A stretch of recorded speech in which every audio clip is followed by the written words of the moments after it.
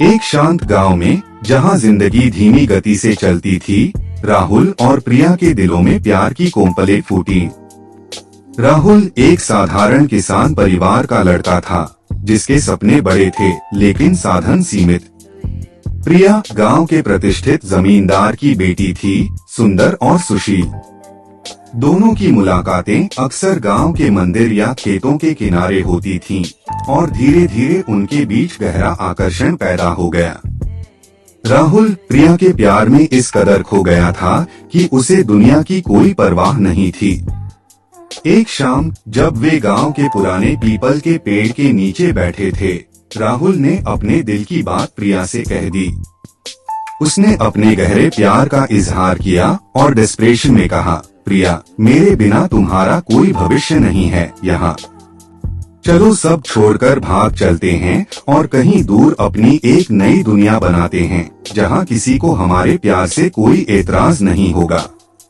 प्रिया ने राहुल की आंखों में देखा, जिनमें प्यार के साथ साथ एक बेबसी भी झलक रही थी।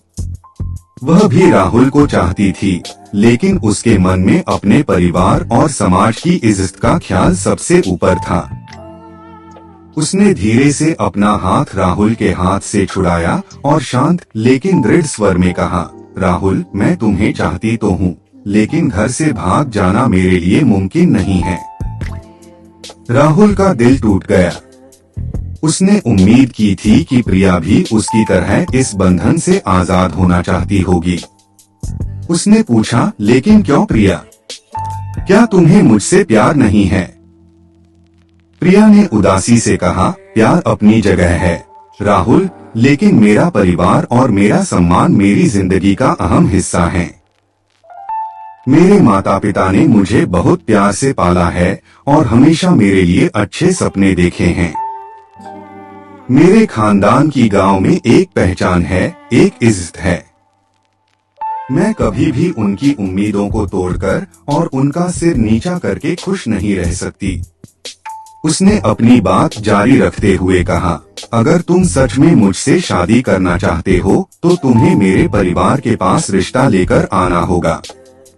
यह हमारी परंपरा है और मैं इसके खिलाफ नहीं जा सकती। अगर तुम अपने परिवार को मनाकर हमारे घर रिश्ता लेकर आ सकते हो तो मैं समझूंगी कि तुम सच में मुझसे प्यार करते हो और मेरे परिवार का सम्मान करते हो।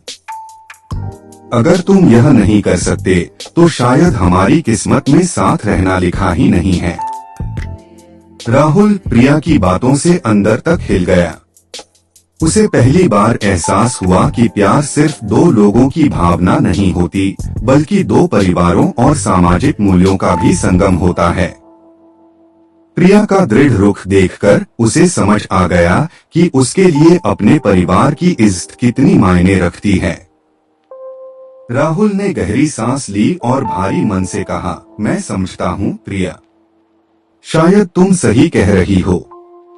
मेरे पास इतना साहस नहीं है कि मैं अपने माता पिता को तुम्हारे घर रिश्ता लेकर आने के लिए मना सकूं।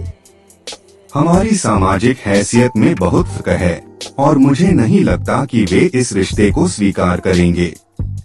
प्रिया की आंखों में आंसू आ गए। वह राहुल को खोना नहीं चाहती थी, लेकिन वह अपने सिद्धांतों से भी समझौता नहीं कर सकती थी। उसने कहा, मुझे दुख है राहुल, मैंने हमेशा तुम्हारे बारे में अच्छे सपने देखे थे, लेकिन लगता है कि हमारी राहें अलग हैं। दोनों कुछ देर तक खामोश बैठे रहे। उनके बीच अनकहे दर्द की एक दीवार खड़ी हो गई थी। राहुल जानता था कि प्रिया ने जो कहा है वह पत्थर पर लकीर की तरह है। वह अपनी मर्यादा और परिवार के सम्मान से कभी समझौता नहीं करेगी, और राहुल के पास इतना आत्मविश्वास नहीं था कि वह सामाजिक बंधनों को तोड़कर प्रिया का हाथ मांग सके। अंततः राहुल धीरे से उठा। उसने प्रिया की तरफ एक आखिरी बार देखा। उसकी आंखों में प्यार और विदाई का मिश्रण था। उसने कहा, अलविदा प्रिया। प्रिया की आंखों से आंसू बह रहे थे, लेकिन उसने कोई जवाब नहीं दिया। वह जानती थी कि यह उनके प्यार का अंत है।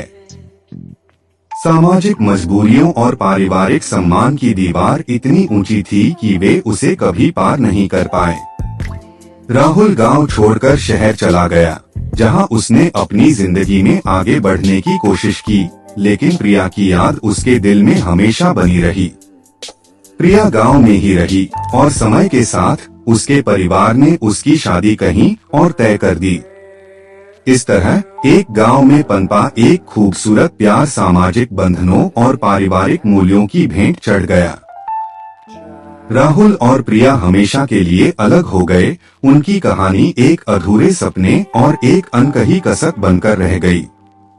प्रिया ने अपने परिवार का सिर कभी नहीं झुकने दिया और राहुल ने उस दिन समझ लिया कि प्यार कभी कभी समाज की रीतियों के आगे बेबस हो जाता है।